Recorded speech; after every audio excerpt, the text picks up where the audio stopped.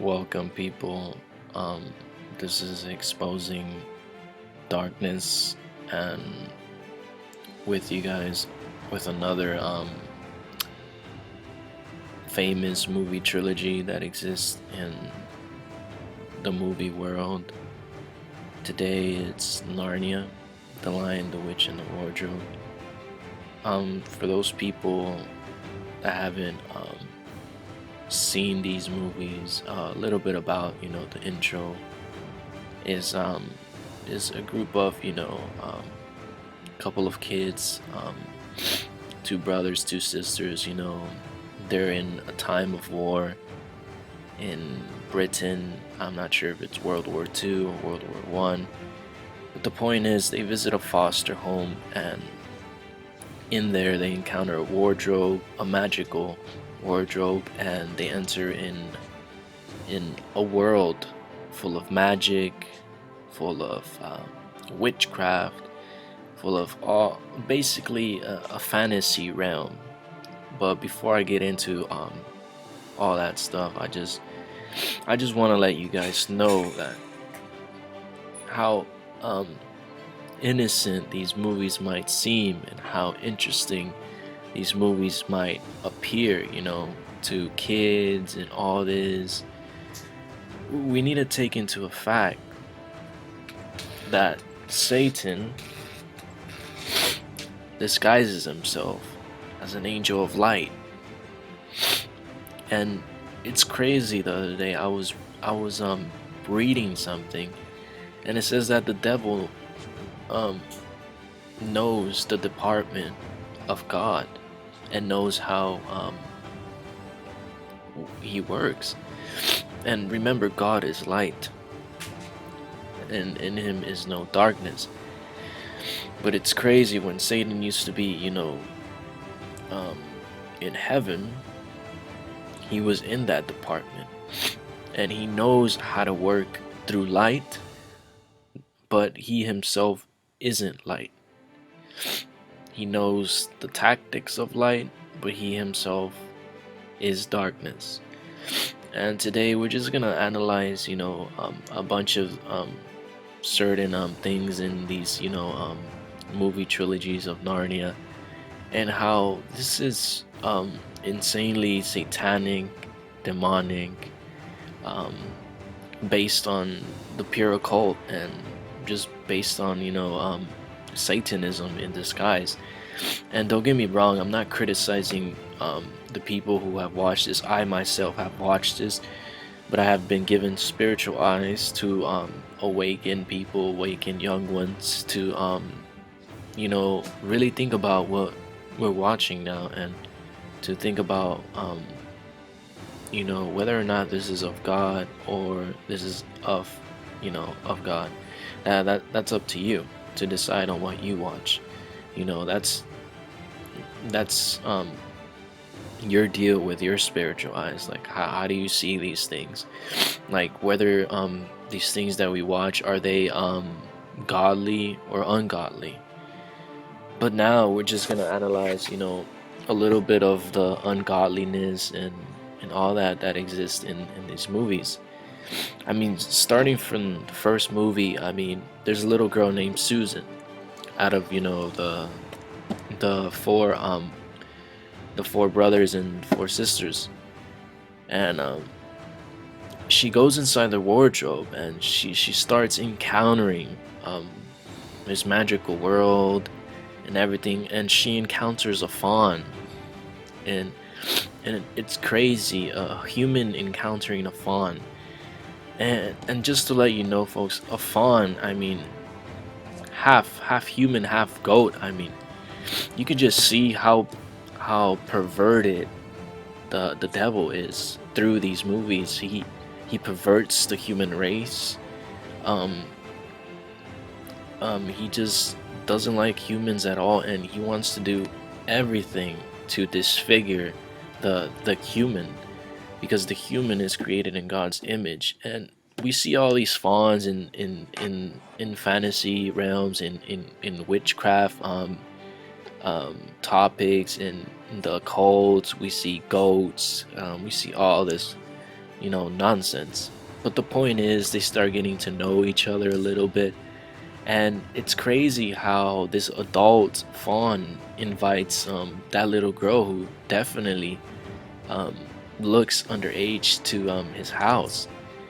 And I guess, he's being friendly and all, but at one point, he offers her tea and has this, scheme in his mind to I say, to lure her in and to betray her in a way, to sell her out, to the witch that, you know, um the witch of Narnia, who in this case, is hunting down, any humans because of a certain prophecy that, there'll be kings and queens and all this. But the point is that this person, this fawn, Mr. Tomlins, invites Susan and he prepares her a tea.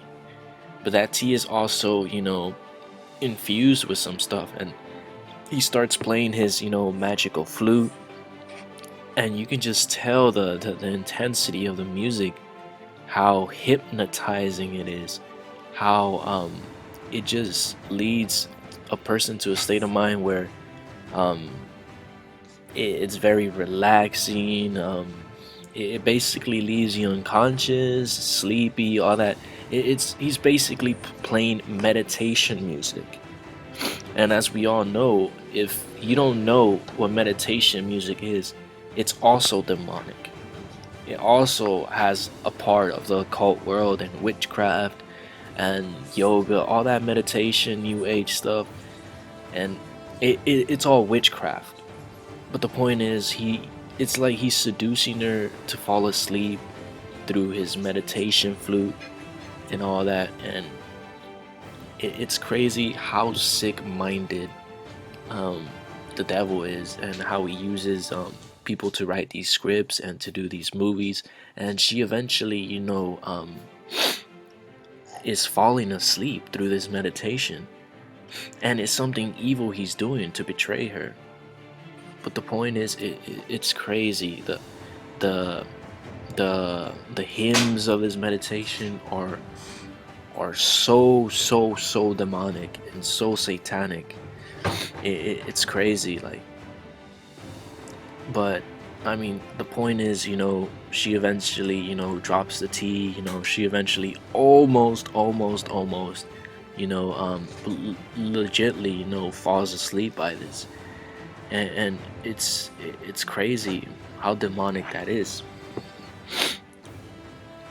And I've mentioned before about the witch and everything, and all that. Well, this witch, I mean, there's nothing much I can say about this witch. I mean, this is the pure occult in plain sight. The pure occult. I mean, she has a witch stick too, where she derives her, magical powers. Um, she looks to control the whole entire realm that they're in. She wants complete control, and it also reminds me of the spirit of Jezebel, not just the spirit of witchcraft, but it seems also that she has a spirit of Jezebel. She hates all humans, and it's crazy. She hates prophecy, and it's crazy. It's being revealed to me just now that it's crazy. I mean, Jezebel hated prophecy, and she hated humans. She hated anything to do with God, and it's crazy. The devil is the same. All this leads back to the devil. But it's crazy, that revelation right now. But let's also talk about Aslan for a second. As if you don't know who Aslan is, he's supposed to be the real king of Narnia, and he is the lion in this. And he's supposed to be like the savior as well, and the king and all that. And it's crazy how I've read before how the author wants to dictate of these books that Aslan is Jesus, but at the same time, I beg to differ. And I think the movie in general will speak for itself how this isn't Aslan after all. Um, like, I mean, this isn't Jesus after all, but instead, an antichrist posing himself as Jesus, and everything, and the whole mockery of it, and it's crazy. It's crazy if this lion is supposed to be, Jesus, then why would this lion be, you know, um, um, being friends with or like living with other fawns, you know, other animals that speak? I mean, centaurs, which goes back to, Greek mythology, which is just paganism and Satanism. I mean, why would, you know, this line, be alongside with things of the mystical world? You see, this doesn't make sense. It just proves that, Aslan after all is not really Jesus, but instead they're making him seem like he's a real king and a savior, but he's not the real Jesus, that they or the author claims, um, to Aslan to be. And we're gonna be analyzing that. Actually, we can just start basically on the stone table where Aslan is getting, he's basically sacrificing himself for and for somebody that committed treachery. And it's crazy. Jesus also died for somebody, or mostly for the whole world, who committed treachery. And it's crazy that the fact that witches and everybody are sacrificing him. But it's crazy, they're not really nailing him, but they're doing a witchcraft ceremony. And you can just see how demonic this ceremony is if you have watched the first movie. This is insanely demonic. You can see like the witches with one eye. um, you can see the knives being used ready to carve up the lion. um, you can just see the stakes, the deformalities of these creatures. And all these deformalities of these creatures originate from the occult, originate from Satanism, originate from, witchcraft, and, you know, um, spiritual demons. And in case you didn't know, I mean, a bunch of these spiritual demons are are disfigured themselves once they have lost, their natural spiritual state. Um, they used to be looking nice, but now they're deformed. And how do you manifest that into, the physical? Through these movies and through these, animation depictions. But anyways, the point is, they initiate a witchcraft ceremony, and then they basically shave his hair, and they end up stabbing him in the chest or whatever, on the side.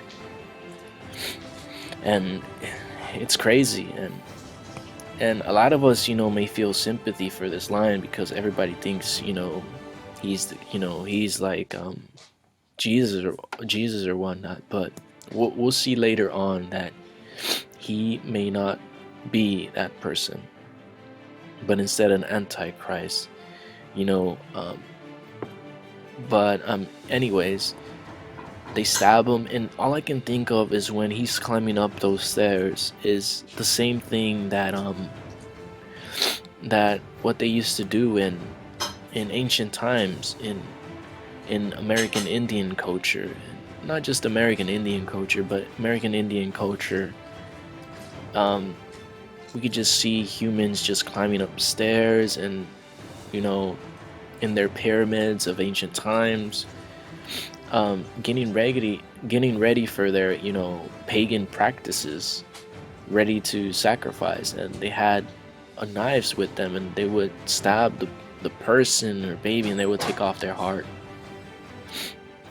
And it just reminds me of that, how it's crazy. These pagan practices are being displayed in movies, are being displayed in the public, to the public, and we see these movies and we don't think much of it, and we just need our spiritual eyes to be open sometimes, and we really need to really think about this on a deeper level.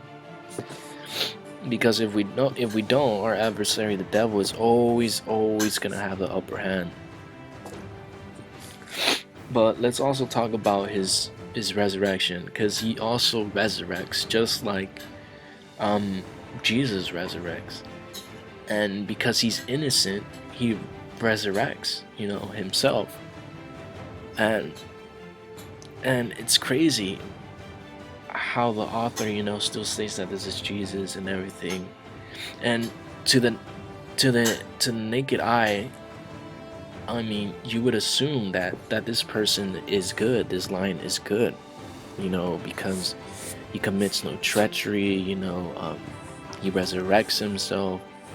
And it's crazy. It's crazy, the Antichrist, Jesus says that, he will deceive the people. The devil will give him power to blind people, and to show so many signs that he is the Messiah, and show signs that he resurrects himself. But it's all an illusion of the devil. He's being helped by the devil. And like I said, why would a lion be, why would a lion that represents Jesus, supposedly, be in a magical world?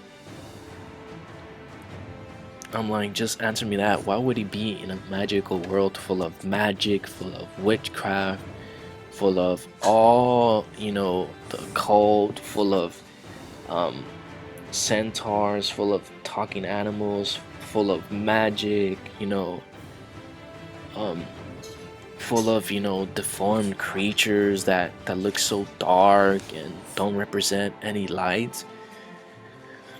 And it's crazy, and how he's friends with them, and all that stuff. I'm like, this doesn't make sense, like. So at a certain point it may look like him, but when you keep analyzing, this is actually an Antichrist who's posing himself as a savior.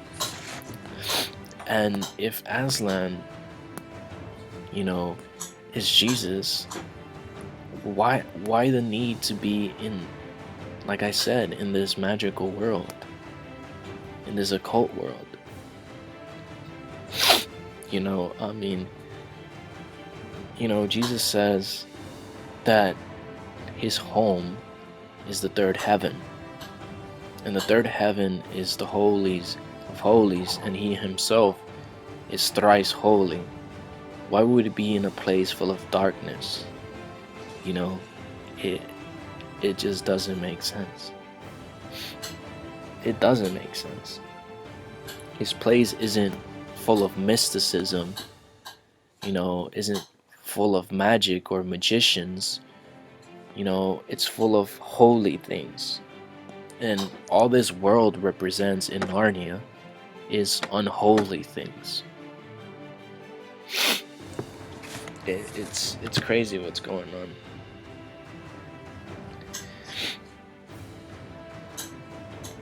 But remember, people, Satan, disguises himself as an angel of light. And of course, he's gonna use something to appear as good when it's actually evil. And it's crazy what's going on. But we just discussed how Aslan is not Jesus. He is a false Christ, and how the devil is disguising himself, you know, as the Christ in this movie through Aslan. And it's insane. It's really insane, people. Now we're gonna move on to the third movie of this trilogy, which is also very important. We see not only a real magician in this movie later on, but we also see details of the beginning, which is, I don't know if people don't know, but Narnia 3 is the voyage of the Dawn Treader. And it's crazy how, like, when they revisit Narnia, Susan and her brother, and this time one of her cousins goes to Narnia, this magical world. It's crazy how they're coming out of the water, and this big boat appears to rescue them. But what a lot of people don't notice is that this boat contains, or this boat is actually dragon crafted. Like the main look of the boat is a dragon, and it just revealed to me that the dragon represents the devil in Revelation. It's insane, and I'm just like, wow. And that's not the only place where the dragon appears and all that, but we also see how one of Susan's cousins that visits Narnia with her brother, that he himself encounters a golden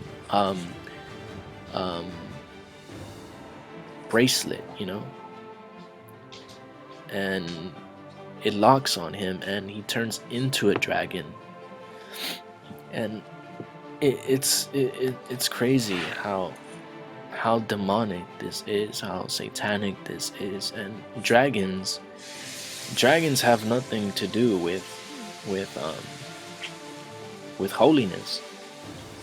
They don't have to do anything with goodness at all. Dragons are super negative. They all lead back to the occult world, to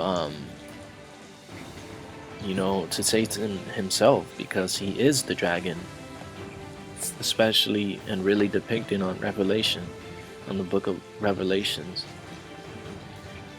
And it's crazy how a lot of the times, this dragon in that third movie, which is supposed to be the boy, is doing a bunch of good stuff. It's crazy. Like I said, the devil disguises himself to appear to do good, but he is not good, or nothing that he does is good. Like, it's crazy. And it basically shows a little bit about reincarnation in a way. The boy turning into a dragon. I mean, he is not dead, but he is dead by in his human form by the bracelet. And it's crazy that can also depict the very idea of reincarnation in a way. I'm not saying it is fully, but in a way it is. And we already know that reincarnation comes from the devil. You know, there is no such thing that once humans die, they turn into, some type of animal and all that. All that is highly satanic and highly untrue. And we can just see a little bit about that. And all this all these animals in the whole Narnia trilogies, they seem to have a voice, they seem to speak and all this, and you can just see the level of witchcraft, the level of spirituality of animals. It just comes from the occult, and it just comes from witch practices. And if not only that, you can relate to this like all over the world. Like Jesus said, they'll worship the creature more than him. And I'm like, wow, just wow.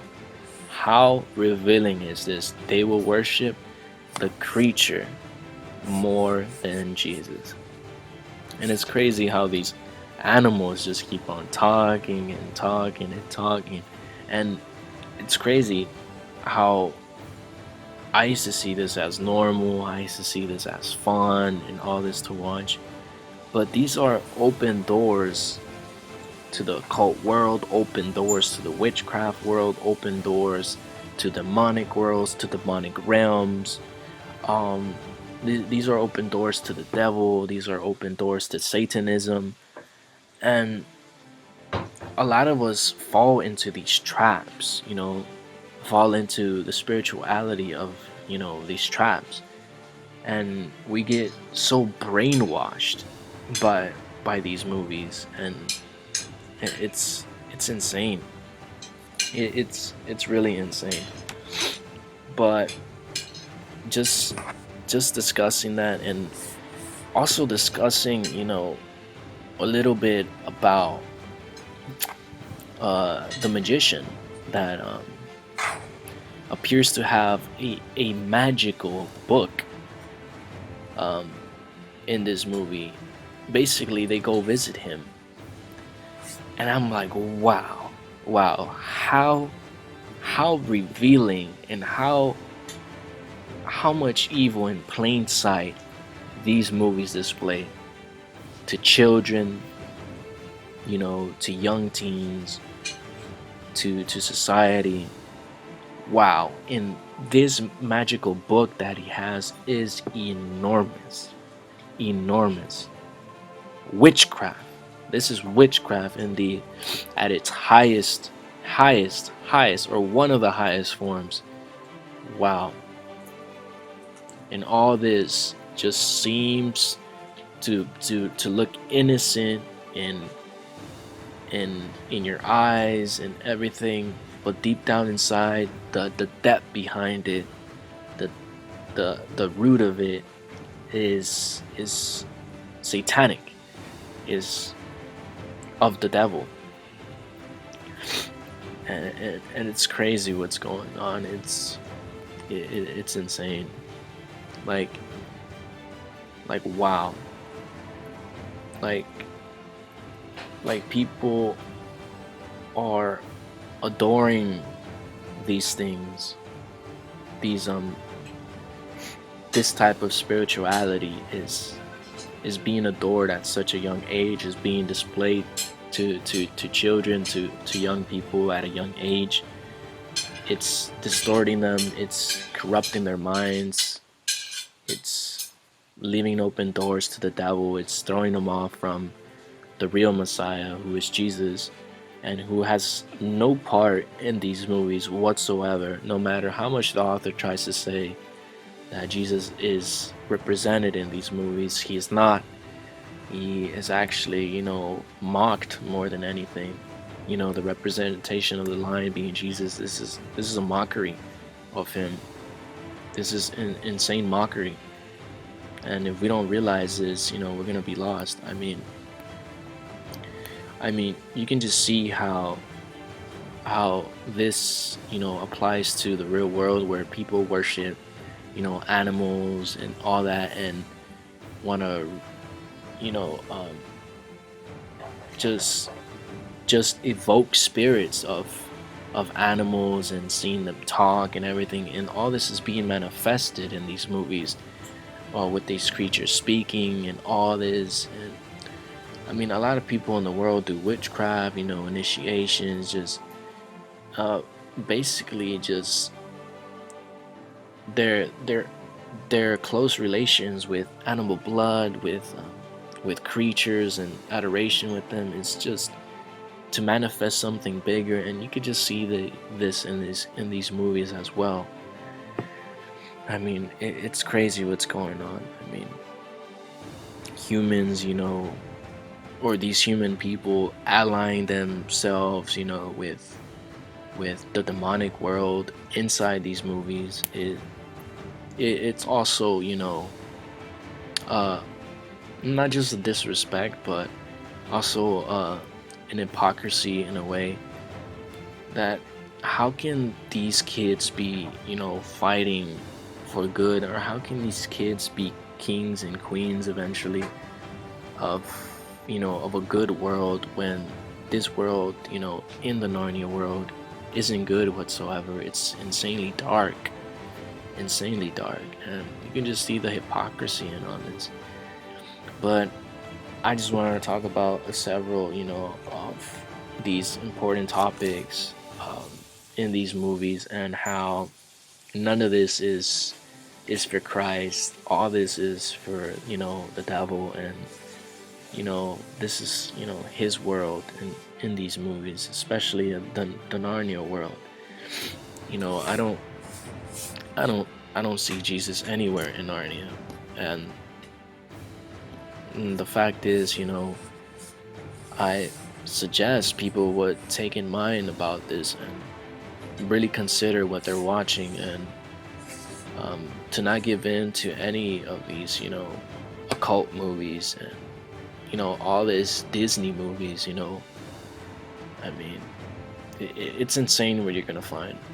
But anyways, thank you for tuning in. You guys have a beautiful day.